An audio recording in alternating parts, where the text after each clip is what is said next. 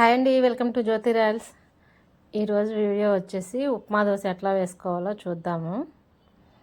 First అయితే పెనం పెట్టేసుకొని దోశ పలుచగా వేసుకోవాలండి.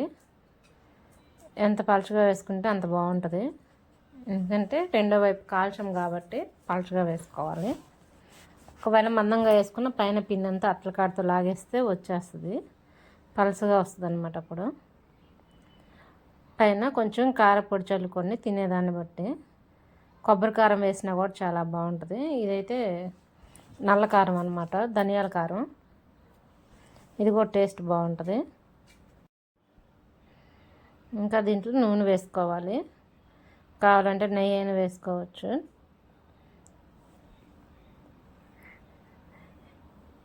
కొంచెము దోశ కొంచెం కాలిన తర్వాత ఉప్మా పెట్టుకుందాము. రెస్టారెంట్ స్టైల్లో అంటే కొంచెం ఆయిల్ కారము అంతా వేసుకొని కొంచెం ఆయిల్ ఎక్కువ వేసుకోవాలి. అప్పుడు మొత్తం ఇట్లా అట్ల కాడతో స్ప్రెడ్ చేసుకుంటే నీట్గా వస్తుంది అన్నమాట. ఇంకా ఉప్మా పెట్టేసుకుందాము.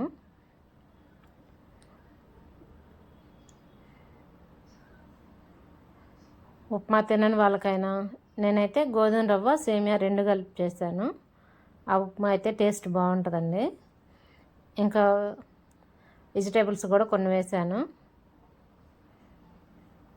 ఇట్లా వేసుకొని చేసుకుంటే ఉప్మా బాగుంటుంది. ఇంకా ఉప్మా దోశ కంటే ఇంకా చాలా బాగుంటుంది అన్నమాట. ఒక్క సైడ్కే పెట్టేశానండి ఉప్మా. రెండు సైడ్లకు పెడితే అంటే థిక్గా వచ్చేసి మరీ లావుగా ఉంటుంది, తినలేరు. ఇవనుకోండి 2 దోశలు తిన్నామంటే సరిపోతుంది.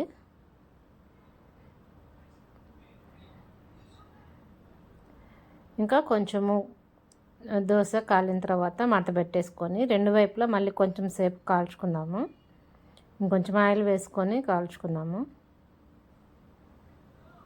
ఇప్పుడు దోశలు ఉప్మా దోశ అంటే బొంబాయి రవ్వ నీళ్ళగా చేసి అట్లాగే ఇస్తున్నారండి. కానీ ఉప్మా దోశ అంటే గోధుమ రవ్వ సేమియా రెండు కలిపి చేసిందే, పొడి పొడిలాడుతూ ఉంటే బాగుంటుంది ఇంకా టేస్ట్. రెండు గోధుమ రవ్వ ఉప్మా రవ్వ రెండు సమానంగా వేసుకొని చేసుకుంటే బాగుంటుంది. ఇంకా ఆయిల్ ఎక్కువ వేస్తారండి వాళ్ళు, ఈ ఎండలకి అంత ఆయిల్ తినలేము కాబట్టి సింపుల్గా నేను మళ్ళీ కొంచెం పైన కూడా వేసాను ఆయిల్. ఇంకా దీంట్లోకి పల్లీ చట్నీ కొంచెం కొబ్బరి కారం వేసుకుంటే టేస్ట్ అయితే సూపర్ ఉంటుంది. ఇంకా రెండు పక్కల కాల్చుకొనేసి ప్లేట్లో తీసుకొని కొంచెం చట్నీ వేసుకొని కొంచెం కొబ్బరి కారం వేసాను. పిల్లలకి కానీ ఇట్లా కనుక ఇస్తే నీట్గా తినేస్తారనమాట. ఇంకా ఈ రోజుకైతే ఇదేనండి వీడియో. చూసారా లోపల ఎట్లా ఉందో, కారం కూడా ఉప్మాకి మొత్తం అంటేసి నీట్గా వచ్చిందనమాట. ఓకే అండి, థ్యాంక్ యూ.